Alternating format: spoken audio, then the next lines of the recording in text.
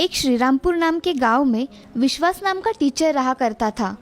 उसके 2 बेटे थे, एक का नाम था सुशील और दूसरे का नाम सुहास। दोनों भी अब बड़े हो गए थे।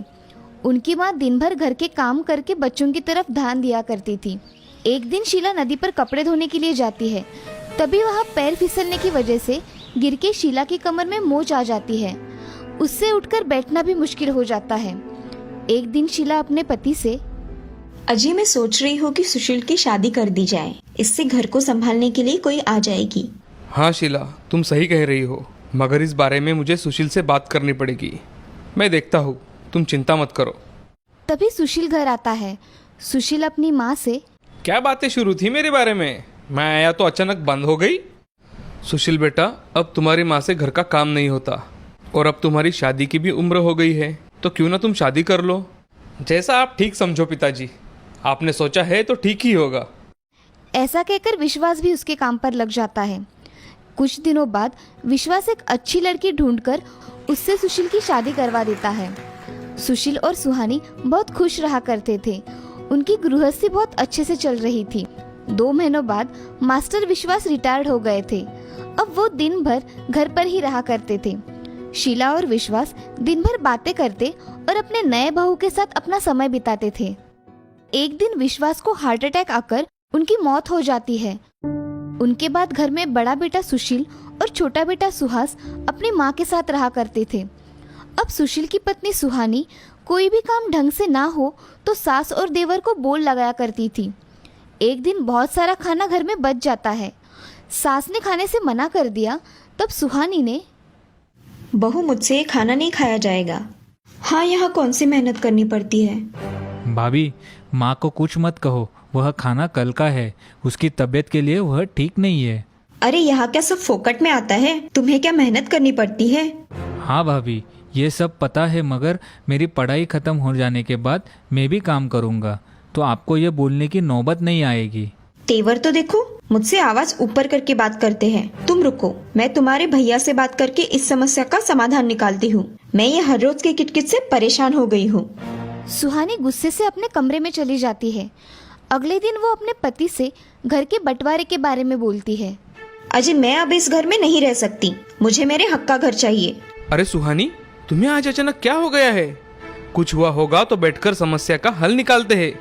मैंने आपसे कहा ना, मुझे इस घर में नहीं रहना। आप सोच लो आपको क्या करना है। अब सुशील अपनी माँ के साथ बात करने चला जाता है। अरे बेटे, आज तुम्हें कुछ काम है क्या? तुम कुछ चिंता में दिखाई दे रहे हो। हाँ माँ, मैं सोच रहा हूँ कि मैं मेरा हिस्सा लेकर अलग हो जाऊँ, क्योंकि तुम्हारी और सुहानी की हर रोज की नोकझोंक मुझे पसंद नहीं, इसलिए मैं कह रहा हूँ। मगर भैया, इसकी कोई ज़रूरत नहीं है, हम एक साथ रहे, ये हमारे माँ पिताजी का सपना था। हाँ बेटे, तुम सही कह रहे हो। हम हमारी जायदाद के समान हिस्से कर देंगे। तुम तुम्हारा हिस्सा लेकर सुहानी के साथ खुश रहो। माँ, मैं जमीन में से 2 एकड़ जमीन ले लेता हूँ, बाकी की 3 एकड़ जमीन में सुहास को दे देता हूँ। ठीक है भैया, मुझे कोई आपत्ति नहीं है, मुझे तुम्हारा निर्णय मंजूर है। बेटा, तुमने सब तय कर ही लिया है तो यही ठीक होगा कि हम दोनों इसमें ना बोले। माँ, मैं कल ही हमारी दुकान का काम कर लूंगा और वहाँ रहने के लिए चला जाऊंगा। जैसा तुम्हें ठीक लगे बेटा। ऐसा कहकर सुशील वहाँ से चला जाता है। माँ और सुहास को बहुत दुख होता है कि सुशील उनसे ऐसी बातें कर रहा था। कुछ दिनों बाद सुशील अपने दुकान का काम पूरा करके वहाँ ही घर बनवा लेता है। दोनों भी वहाँ रहने के लिए चले जाते हैं। अब वो दोनों चले जाने के बाद शीला सुहास से, बेटा, मुझे ऐसा लगता है कि अब तुम काम पर ध्यान दो और साथ में तुम खेती भी कर सकते हो। मगर माँ, उस खेती में आज तक कुछ आया नहीं, तो अब क्या आएगा? तुम प्रयत्न करके तो देखो, तुम्हारे परिश्रम जाया नहीं जाएंगे। तुम मेहनत तो करो बेटा। माँ, तुम कह रही हो तो मैं प्रयत्न करके देख लेता हूँ। अगले दिन से सुहास अपने खेत में काम करने चला जाता है। सालों से बंजर पड़ी हुई जमीन उपजाऊ बनाने के लिए उसको बहुत मेहनत लगती है। सुहास हार ना मानकर बहुत मेहनत करता है और उस खेत में गेहूं के बीज लगाता है। उस खेत में सुहास दिन रात मेहनत करके गेहूं का अच्छा उत्पादन लेता है। सुहास अपना गेहूं बाजार में बेचने चला जाता है और तभी सुहास व्यापारी से बात करता है। रामदास सेठ, मैंने इस साल में खेत में गेहूं का उत्पादन किया है, क्या आप मेरे गेहूं खरीदेंगे? हाँ, खरीदूंगा, मगर मुझे गेहूं कैसा है यह देखना पड़ेगा। सुहास के लाए गेहूं उन्हें देखते ही पसंद आ जाते हैं। अरे सुहास, तुम्हारे गेहूं बहुत अच्छे हैं। मैं इनके अच्छे दाम दूंगा, मगर सारे गेहूं के बीज मुझे ही बेचना होगा, तो ही मैं तुम्हें अच्छे दाम दूंगा। जी सेठ जी, मैं आपको ही मेरे गेहूं के बीज बेचूंगा। अच्छा, तो मैं चलता हूँ। ऐसा कहकर सुहास वहां से अपनी 2 बोरी गेहूं के बीज सेठ को बेचकर वहां से चला जाता है। सुहास इस साल के पूरे गेहूं के बीज उस सेठ को बेचकर अच्छे पैसे कमा लेता है और अपनी मेहनत शुरू रखता है। अब वो कुछ दिनों में अच्छा कमाने के कारण अपना खुद का घर और खेती बढ़ा लेता है। इधर सुशील गांव में दुकान में अच्छा घर बनाकर रहने लगता है, लेकिन उसका धंधा कुछ अच्छा नहीं चल रहा था। उसी के कारण वो बहुत परेशान रहने लगा था। तभी उसे पता चलता है कि सुहास ने खेती करके बहुत तरक्की कर ली है और वो घर जाकर सुहानी, तुम्हें पता है सुहास का कारोबार बहुत बड़ा हो गया है। क्यों ना हम सुहास से मदद मांगते हैं? तुम कह रहे हो तो हम मांगेंगे उनसे मदद, मगर क्या वो हमें मदद करेंगे? हाँ, क्यों नहीं। वो मेरा भाई है, वो मेरी मदद जरूर करेगा। सुशील सुहानी के साथ सुहास के घर चले जाते हैं और वहां जाकर माँ, मुझे माफ कर दो, मुझे माफ कर दो मेरे भाई। अरे भैया, तुम यहाँ आओ ना। आज कैसे आना हुआ बेटा? माँ, मुझे मेरी गलती का पूरा एहसास हो गया है, हम दोनों को माफ कर दो। हाँ माँ, मुझे माफ कर दो, हमसे बहुत बड़ी गलती हो गई। तुमको एहसास हो गया है, यही बहुत है मेरे लिए। अब हम साथ साथ रहेंगे। आपको कोई आपत्ति नहीं है ना भाभी? नहीं सुहास, मुझे कोई आपत्ति नहीं है। हम अब साथ साथ रहेंगे और मेरे बुरे बर्ताव के लिए मुझे माफ कर दीजिए। ऐसा कहकर सुहास और सुशील मन के सारे गिले शिकवे मिटाकर फिर से एक साथ रहने लगते हैं। अब उनका परिवार एक खुशहाल परिवार बन जाता है। इस कहानी से हमें ये सीख मिलती है कि जिंदगी में हमेशा अपनों की कदर करनी चाहिए, क्योंकि संकट के समय वही हमारी मदद करते हैं। मजदूर का घर। श्रीरंगपुर नाम के गांव में शिवा नाम का एक आदमी रहता था। वो और उसकी पत्नी निर्मला बहुत मेहनत किया करते थे। गरीबी होने के कारण उनके खाने के भी लाले पड़ते थे। शिवा और निर्मला बहुत ही नेकदिल इंसान थे, लेकिन गरीबी के कारण कुछ लोग उनसे बुरा व्यवहार करते थे। ऐसे ही एक दिन अजी, ये लोग हमारे साथ ऐसा व्यवहार क्यों करते हैं? हमने इनका क्या बिगाड़ा है? पानी भरने गई तो अलग ही नजर से देखते हैं और गरीब होने का एहसास दिलाते हैं। हमने इनका कुछ नहीं बिगाड़ा। इन लोगों को हमें तकलीफ में देखकर बहुत मजा आता है। खैर, तुम इनकी बातों पर ध्यान मत दो, वरना जीना मुश्किल हो जाएगा। हमें हमेशा अच्छी बातें सोचनी चाहिए। चलो, मुझे भूख लगी है, खाना खाते हैं। हाँ चलिए, आप हाथ धोकर आइए, मैं खाना लगाती हूँ। शिवा और निर्मला खाना खाकर सो जाते हैं। अगले दिन निर्मला जल्द ही उठकर अपने सारे काम पूरे कर लेती है और काम करने के लिए बाहर निकलती है। तभी शिवा भी तैयारी करके वहां आता है। आज मुझे थोड़ी देर हो सकती है, तुम खाना खा लेना, ठीक है? जी ठीक है। मैं चलता हूँ। जी। ऐसा कहकर निर्मला और शिवा दोनों घर से बाहर निकलते हैं। निर्मला एक खेत में काम कर रही थी। तभी उसे बहुत प्यास लगती है। निर्मला पानी पीने के लिए अपने मटके के पास जाती है, लेकिन उसमें पर्याप्त पानी ना होने के कारण निर्मला पानी लेने के लिए गांव में जाती है। उनका गांव ऐसा गांव था जहां दूर दूर तक पानी नहीं था। गांव में एक ही कुआं था, उसी कुएं का पानी सब लोग पिया करते थे। निर्मला गांव में आकर उस कुएं से पानी निकालती है और वापस खेत में चली जाती है। खेत में जाते समय रास्ते में उसके सामने एक बड़ी गाड़ी आकर रुकती है। गाड़ी में से एक व्यापारी उससे कहता है, अरे बहन जी, मुझे थोड़ा पानी मिल सकता है क्या? मुझे बहुत प्यास लगी है, लेकिन मुझे कहीं पानी नहीं मिला। अगर आपके मटके में से थोड़ा पानी मिल जाए तो बहुत एहसान होगा। भाई साहब, आप मुझे बहन बोल रहे हो और मुझसे एहसान की बातें कर रहे हो? ये लीजिए पानी, आपको जितना चाहिए उतना पी लीजिए। निर्मला अपना मटका उस व्यापारी को देती है।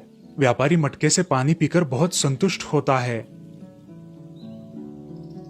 बहन, तुमने सच में मुझे कर्जदार बना दिया। बोलो तुम्हें क्या चाहिए, मैं तुम्हें दे दूंगा। जी मुझे कुछ नहीं चाहिए, सिर्फ अगली बार जब इस रास्ते से जाओगे तो मेरे घर जरूर आना। हाँ हाँ, मैं जरूर आऊंगा बहन, चलता हूँ। जी। ऐसा बोलकर निर्मला अपना काम करने जाती है। व्यापारी भी अपनी गाड़ी लेकर चला जाता है। कुछ देर बाद व्यापारी अपनी गाड़ी लेकर गांव से जा रहा था। तभी अचानक जोर से बारिश शुरू हो गई। व्यापारी के गाड़ी का पहिया एक गड्ढे में फंस गया और व्यापारी अपनी गाड़ी वहां से हिला ही नहीं पा रहा था।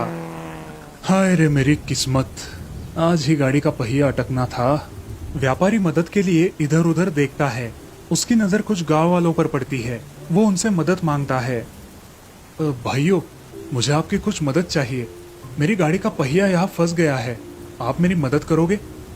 अरे भाई, यहाँ इतनी बारिश है, हम घर जाने की कोशिश कर रहे हैं और तुम हमें मदद के लिए बोल रहे हो। चलो भाइयों चलो, हमें इस बारिश में और नहीं भीगना है। हाँ चलो। ऐसा कहकर वो सभी लोग वहां से चले जाते हैं। व्यापारी फिर से गाड़ी में बैठकर गाड़ी शुरू करने की कोशिश करता है। तभी व्यापारी की नजर वहां से जाते हुए शिवा पर पड़ती है और अरे भाई सुनते हो, मेरी गाड़ी इस गड्ढे में फंस गई है, क्या तुम मेरी मदद करोगे? जी साहब बिल्कुल, आप गाड़ी स्टार्ट करके देखिए, मैं पीछे से धक्का देता हूँ। व्यापारी गाड़ी में जाकर बैठता है और गाड़ी स्टार्ट करता है। शिवा गाड़ी को पीछे से धक्का मारता है। बारिश के कारण उसके कपड़ों पर बहुत सारा कीचड़ उड़ता है, लेकिन उसकी परवाह किए बिना शिवा जोर लगाकर उस गाड़ी को धक्का मारता है। बहुत मेहनत करने के बाद गाड़ी उस गड्ढे से बाहर निकलती है।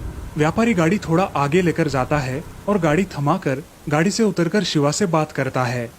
धन्यवाद भाई, तुम्हारा नाम क्या है? शिवा। क्या काम करते हो शिवा? मैं मजदूरी करता हूँ साहब, मुझे काम की बहुत जरूरत है। आज भी कोई काम नहीं मिला, इसीलिए मैं घर लौट कर जा रहा हूँ और आपने आवाज लगा दी। अच्छा, मेरा शहर में बहुत बड़ा कारोबार है, तुम वहाँ काम करने के लिए आ सकते हो। मुझे तुम्हारा स्वभाव बहुत अच्छा लगा, मैं तुम्हें मेरे कंपनी में नौकरी दे सकता हूँ। साहब आप सच कह रहे हैं, मैं आपका ये एहसान कभी नहीं भूलूंगा। मैंने जब बाकी लोगों से मदद मांगी तो कोई भी मदद करने के लिए आगे नहीं आया, और तुमने मेरी मदद बिना किसी स्वार्थ के कर दी, इसीलिए मैं बहुत खुश हूँ। मैं चलता हूँ, और हाँ, 8 दिनों बाद मैं तुम्हें और तुम्हारे परिवार को लेने के लिए यहाँ आऊँगा। हम सब शहर जाएंगे, तुम अपना सामान वगैरह पैक करके रखना। जी साहब। साहब, लेकिन हम इतने बड़े शहर में रहेंगे कहाँ? अरे तुम्हारे घर का भी इंतजाम कर दूंगा, तुम चिंता मत करो। जी साहब, मैं चलता हूँ, तैयारी करके रखना। जी साहब। ऐसा कहकर व्यापारी वहां से चला जाता है।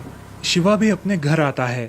अरे निर्मला सुनती हो, अब हम इस गांव में नहीं रहेंगे, 8 दिनों बाद हम शहर चले जाएंगे।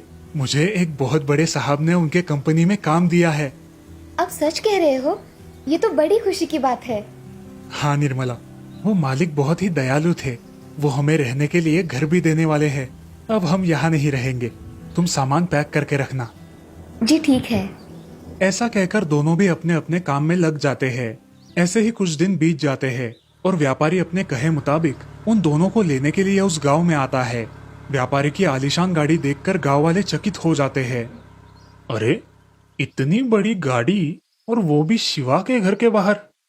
गाड़ी शिवा के घर के सामने आकर खड़ी हो जाती है। व्यापारी गाड़ी से उतरता है। अरे आइए ना साहब, आप सच में आ गए, मुझे मेरी आंखों पर विश्वास नहीं हो रहा। आइए ना, आइए। अब व्यापारी उसके घर में आता है। तभी निर्मला पानी लेकर आती है। भाई साहब, आप मेरे घर आए? बैठिए ना, मेरे लिए ये तो बड़ी सौभाग्य की बात है कि आप मेरे घर आए। तुम दोनों एक दूसरे को पहचानते हो?